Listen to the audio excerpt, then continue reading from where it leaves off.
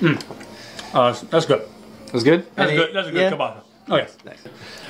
This right here, this is a little present from my mom. And I'm making some kielbasa for Bachi, all right? This is for both of them. So these, we got some hot casings. Where'd you get these guys from? The wonderful world of Amazon. Jeff Bezos, actually, he makes these himself. And personally delivers them. Yeah, these are the guts of his employees. So. So yeah, you have to soak these for around 30 minutes in lukewarm water here.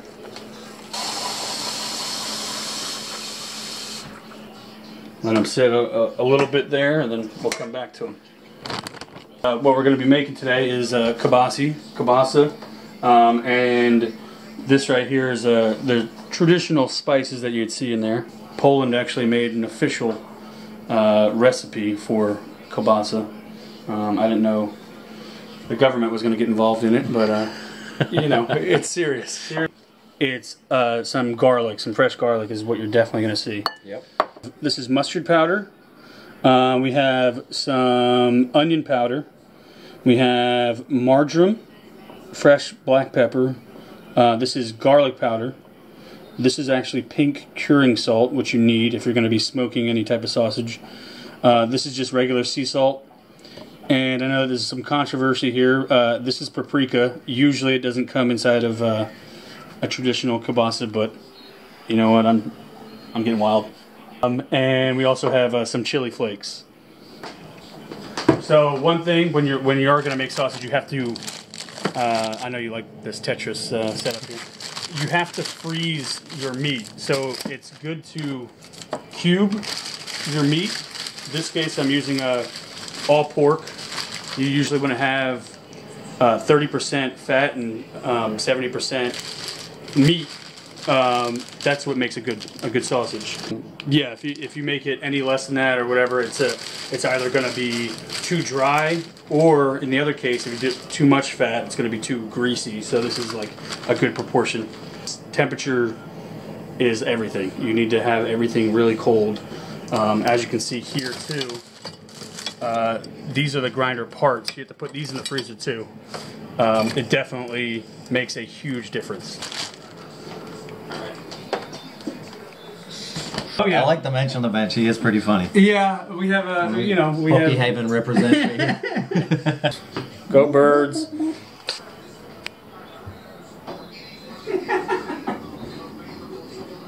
So right here, what I'm going to do is I'm going to set up my station.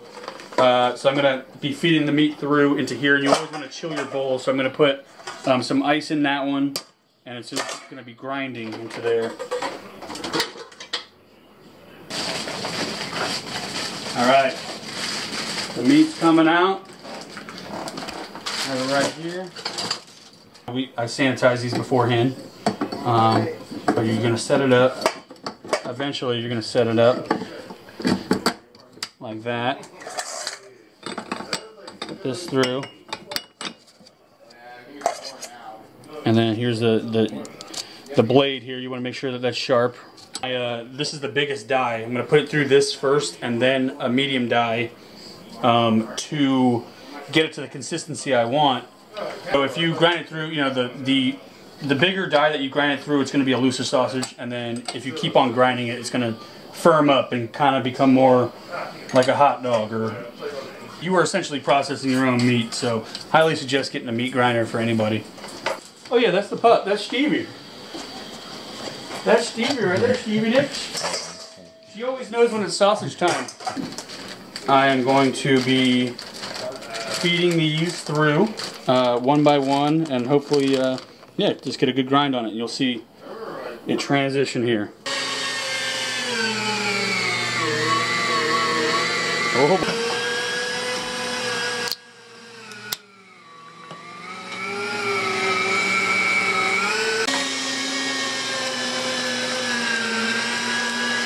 Alright, so what I'm going to do here is I'm going to put some ice through. This helps because it will push through the rest bit of meat here out of it.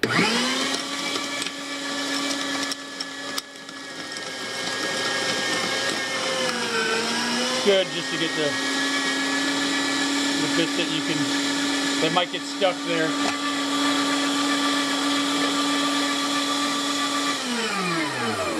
There you go. And then, so this is the first grind. I'm going to grind it through again on the medium die. So this is the second die. It's a lot more fine.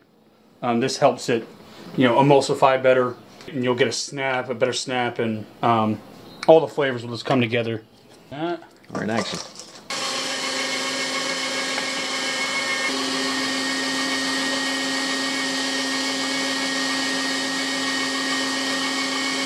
We just ground it through the medium die. It's a little bit finer. Yeah, this looks great. Yeah, so this is, like I said, it's very important to keep the parts cold and the meat cold as you're doing this process. If it starts to heat up, it will start to smear. The fat will render, and it will not be a good texture.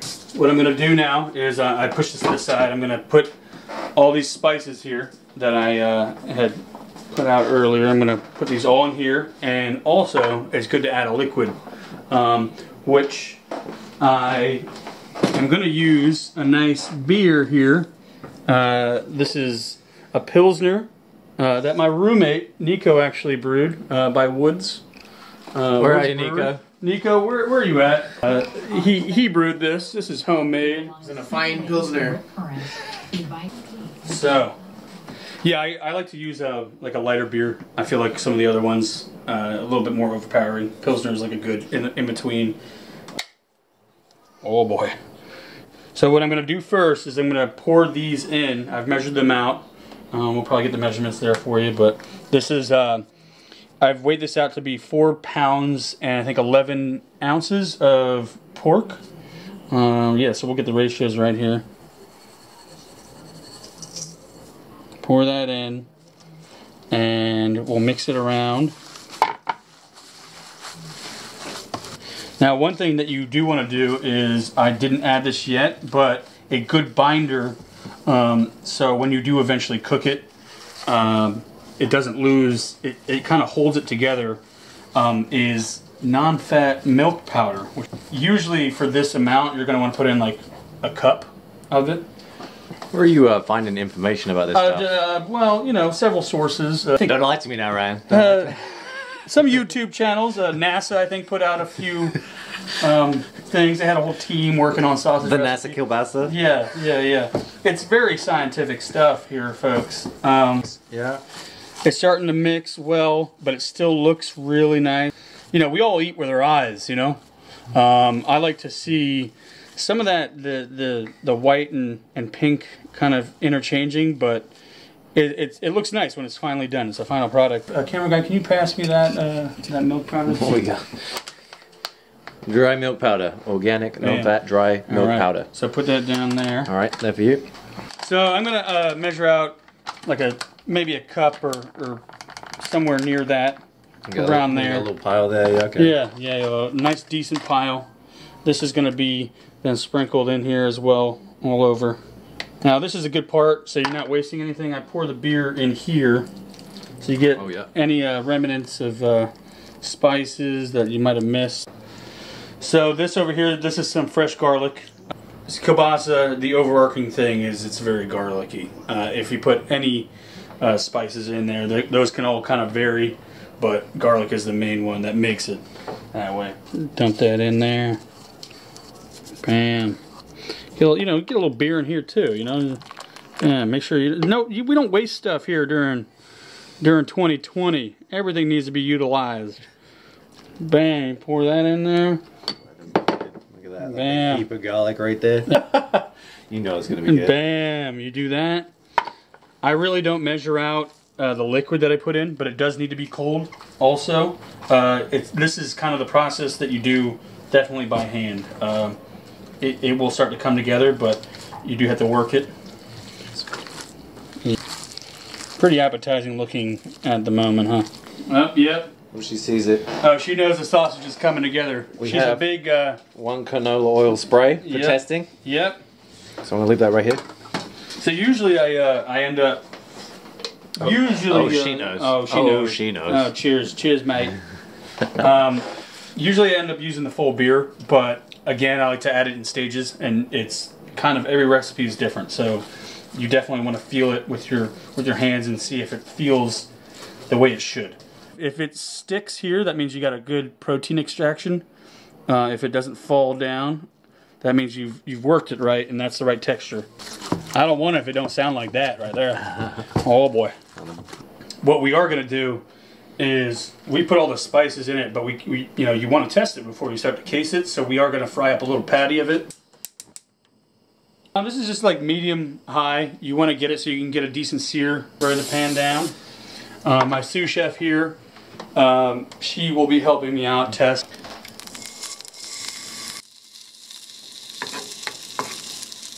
So here we go. Ooh, look at that. Monster chef. I mean, come on. Take a little bit off. Oh yeah. Okay, that's decent. The queen approaches. Sweet D. She only sausage will appease her. Let me get a little piece of this. Never say no, you know. Steve, did you have some of that? It's real good. I think a little bit more salt. Yeah, a little bit more salt for sure. Okay. Just make the girl go wild right here. My sausage brings all the dogs to the yard. You gotta work it, you know, because it's worth it. Bam, look at that. That's a real test. That's a sausage king right there. The next step is letting it sit for a little bit, kind of come together, letting the flavors come together, and then we're gonna stuff it. That is the sausage stuffer, that contraption. A little thing of this. I know it looks like something that you might see at the Folsom Street Fair, but ooh. All right, so these are some of the parts here. We're gonna assemble to stuff. This goes on here, and this in theory should hold. This is like a 5-pound stuffer. I think we have around 4 pounds, so it should all fit in there. There you go. It's on. Okay. Right. Oh boy, smooth. A toothpick. You know, for yeah, when the product comes out, it's good to poke holes, air holes out. This is her favorite part, is when the sausage actually comes together. So you're gonna want to put these in, and you're gonna really want to push it in so you get all the air pockets out. Scary sausage. Oh, sorry. This is just a sausage maker, Steve. This makes you happy. Oh, this is some essential tools to have. I mean, this is good to have a basket to put your final product in. It's good to use a little cooking oil. All right. Bam. And just get that on and lube it up a little bit. Kitchen shears or scissors, you know, the layman's term, I guess you can say. Let's take out one of these casings. Ooh.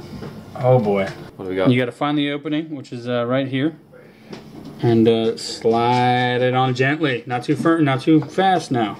Okay. And this is how you get it on. So you want to put the whole thing on, and then we'll get to the end and we'll tie it off. When we reach the end, you want to kind of like, you know, maybe 6 inches, 5 inches. Tie this off, and then bring it all the way down to the tip here of the shaft, or of the stuffer here. This is very loaded. Yeah. It's also good at the end here to do a little prick, get some of the air out. It's your main objective is, yeah, just don't have any air in this. It'll make a nice clean link, if you will. All right, here we go. We're gonna start the process. I did not anticipate that. So this is like, I guess if you overfill it. If you overfill it, this can happen. I did not calculate this. Okay. Oh, look at this. So as it comes out, you kind of want to get your hand around the edge of it, and you'll kind of know that you'll feel the tension. You kind of want to let it release, but also be holding it back at the same time. You'll know as it's going what the right amount is. You don't want to go too fast or too slow, just the right amount.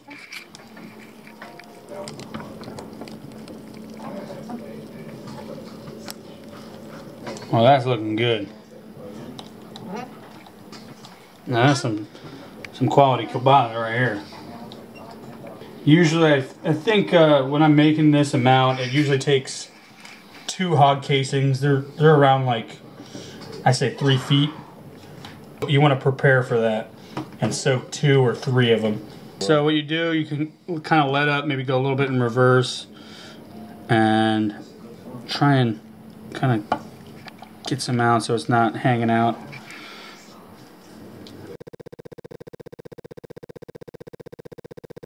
If you were going to roll these into links, I like to leave this end open.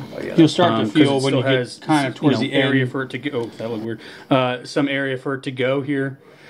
So when you're making links, usually it's good to, you know, maybe whatever size you think you're going to like, you go right here, kind of pinch it off, and you start to twirl one way, and then the next one you twirl the opposite direction.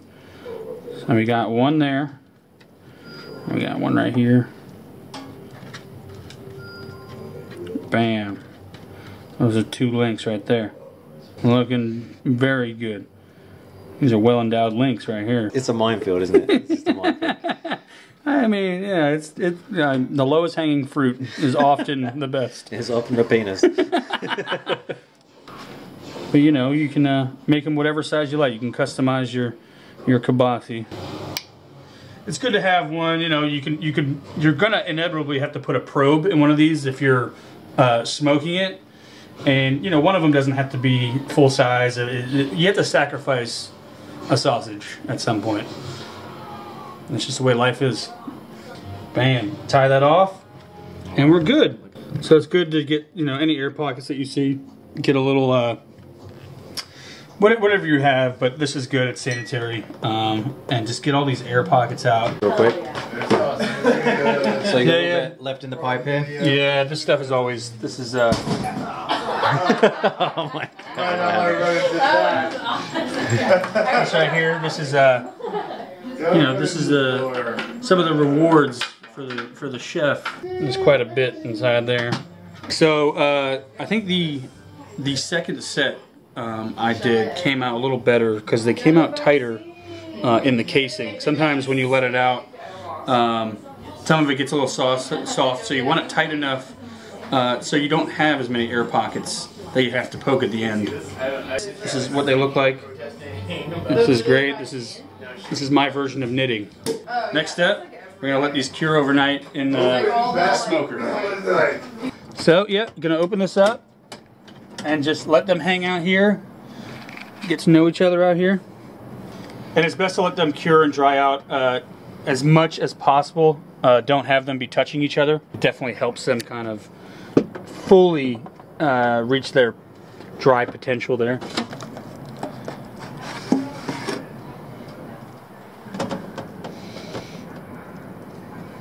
So we have those in there. They're just gonna hang out. Yep.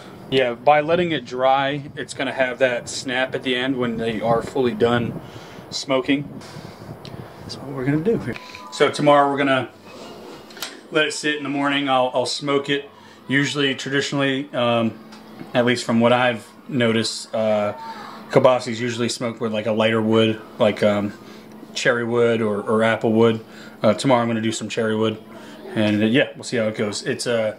It's a wood that I think is probably a little bit more available there, and it doesn't overpower the sausage. You kind of want it like to speak for itself, but add a little, you know, a layer to it. So we'll get into that. Yeah. With the next thing. Yeah.